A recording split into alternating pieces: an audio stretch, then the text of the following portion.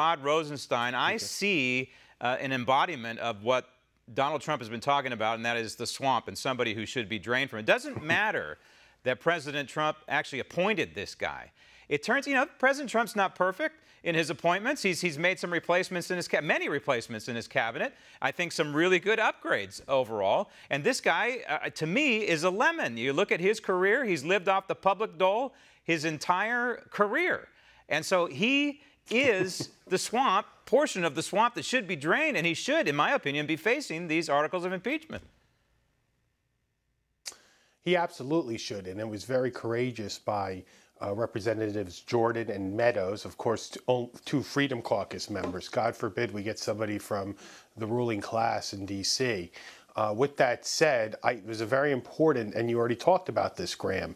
It's no surprise that Speaker Ryan has come out opposed to this, because Ryan is the embodiment of what exactly is wrong with the Republican Party. They like to play by a set of rules that never, ever are applied to Democrats. They like to play to a set of rules that they think the Democrats will then apply when the Democrats are in power. And I can assure you, Graham, I can assure you that if the Democrats gain control of the House, Donald Trump will be impeached. I can assure you I'm going to be called to the House Judiciary and to the Intelligence Committees by those wonderful liberal congressmen Schiff and Nadler.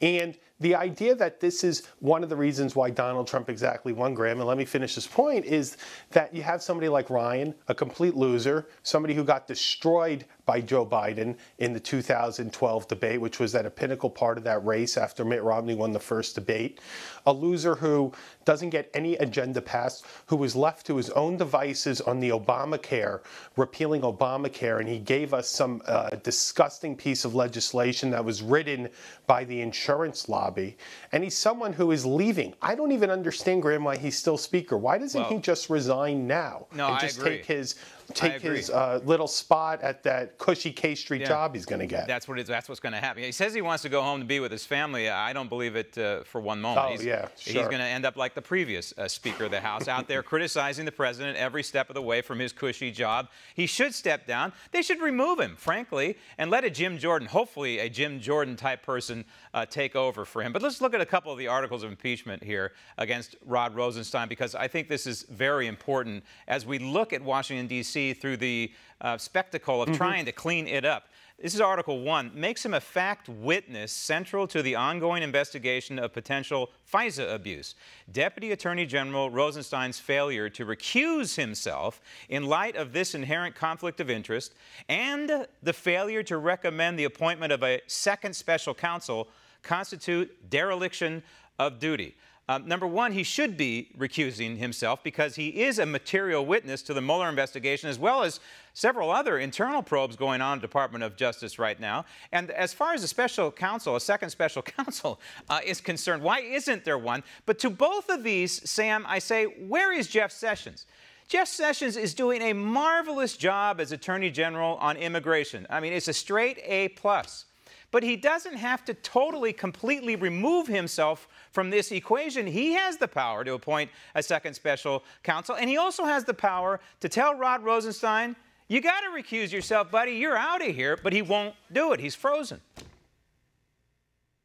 You're absolutely right. I mean, first and foremost, the fact of the matter that Sessions completely recused himself from this entire investigation, which he should not have given this blanket recusal, meant that Rod Rosenstein was then able to appoint this special counsel that could look into anything and everything. And we saw this today when they were calling apparently the Trump Organization's CFO, Alan Weisselberg, has been called to the Southern District of New York for the investigation of Michael Cohen.